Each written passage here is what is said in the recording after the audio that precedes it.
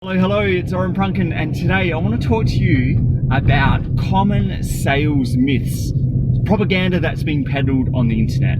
Okay, that's actually a bit of a clickbait headline, but there is some truth to it. I'm going to talk you through it. So in another episode recently, I talked about a very similar topic, but for marketing. But today I really want to concentrate on sales and selling. Now, I live in a bubble. I've been, marketing and selling for something like 24 years now. Started my very first business when I was 12, selling trading cards, basketball cards in very early 90s, and I've been marketing and selling, ever since in lots of different industries. But this is a kind of a bubble. I know it works, and I know what works for me, and I know what works for others. But if you're just starting out, or really not sure where to start with, selling and sales, I wanted to put myself in those shoes, and one of the best ways to do it is to then go jump on the Google, type in some keywords, particularly around how to sell, what is selling, why is selling important, how should I sell, all of those kinds of things. And I did that, and I took all of the search results, on the very first page, and then I categorized them and tried to sum up the common denominators that popped out from all of the advice that other players in the industry are giving. And there were really three common themes that came out from all of that. The first one was, and I'm not doing this in any particular order, not by volume or anything like that, but was overcome objections. Another one was go add value to people. And then the third one that, was really, really common was ask people questions. And they were really the only three major categories that came up. Now, I don't disagree with any of them. I think all three of those are really, really valuable. So in essence, I'm not throwing rocks here, although I will be throwing rocks. Now, the downfall with all of this advice that comes up really commonly from other people is there is no context to it and where all of those three things fit in, a sale or a sales process. So I kind of want to give you what my alternative to all of that advice is, kind of in a crash course in a really, really quick episode here.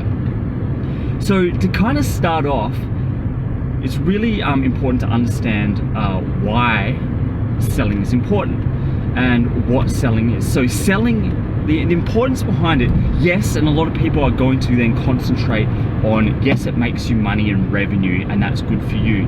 But that in and of itself is just the wrong mindset to have around sales. Yes, it does that. That's a byproduct, but it's only a byproduct of you helping other people. People have problems and pain points in their life, and then to get out of them, you sell them something that gives them the solution to get out of that pain and back to homeostasis, back to where they were starting. You selling a product or a service really is about helping that person out. And then a byproduct, you're going to make revenue from it. So if you're just saying, yeah, sales is important because you make money, you're looking at this the completely different, the completely wrong way. Selling is important because it helps people, and if you have a product or a service that you truly believe in and actually works either differently than everything else in the market and gets results really, really quickly or really effectively, you have an obligation to go out and sell that. It is helping people out, and yes, a byproduct of that is revenue. I'm not going to get into a philosophical debate in this episode around capitalism and the value of capitalism, and I believe in it. But that may be for another episode.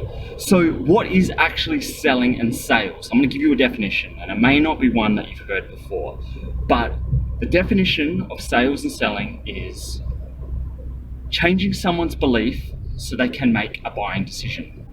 And what I mean by that is people have beliefs that they have acquired somehow in their life.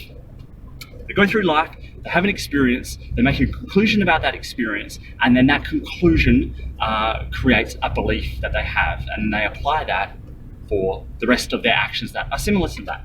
Obviously, I am summarizing a whole bunch of psychology here, but that is the gist of how people get their beliefs and gather their beliefs, whether it's consciously or subconsciously.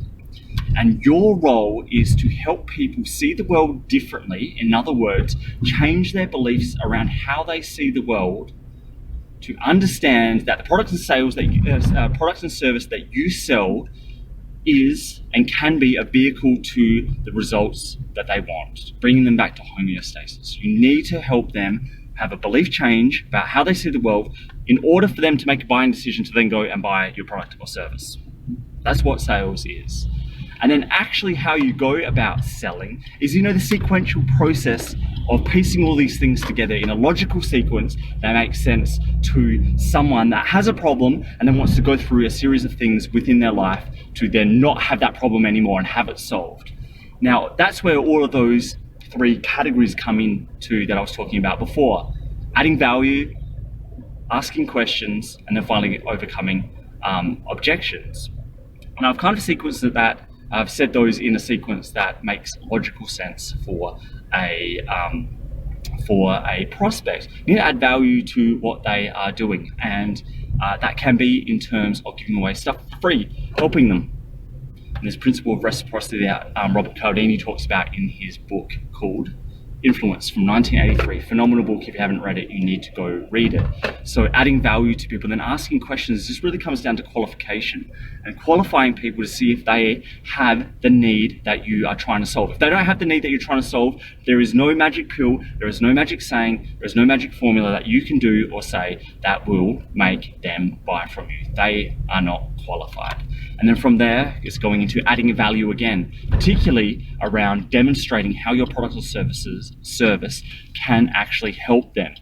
Remember, it's not just saying a whole bunch of features, because that's not how people change their beliefs. You need to go around about changing people's belief so they make a buying decision. It's just the features that come after that that help them justify the belief change that you have created. And then it's overcoming any objections. If someone gives you an objection, it is not a bad thing. They are giving you information around the reasons why they are not buying, the beliefs they have that they don't think what you have will work for them. If there's something stopping them from doing it, both internally or externally, it could be around resources, it could be around beliefs. This is what you need to do when you are overcoming objections, is address all of those things to help them change their belief so they can make a buying decision. And then ultimately it's asking for the sale. Call to action, a close. Something along the lines of, will you buy? Simple as that. There is no magic sentence or anything like that. So hopefully this gives you a bit of an idea of how I think about sales and selling, and how that compares to what you may find when you go out and look at the general leadership that is going on out there in the marketplace. I agree with everything that has been said in the marketplace. I just disagree with how it fits all together. What's the purpose? Why you need to do it? What is it? And then how does it all sequence together? That is the stuff that is going to move the needle for you, not just general information that does not have a sequence, is a puzzle that has no puzzle box or picture in the front. Completely useless. I spent a lot of my career trying to work out what that puzzle box looked like so all of those pieces can fit together and be really easy and effective. So hopefully this is really useful to you. I would love you to go try this out. Take it on board, implement it and see how you go, and then let me know how you go with it, what your results are, good, bad or ugly, because I love hearing from people. And until we talk next time, I hope you have a fantastic evening. It's a little bit later today that I'm recording this, and until we talk next time, bye. Thanks for listening, and if you like what was on here and want more, please go to orenprunken.com.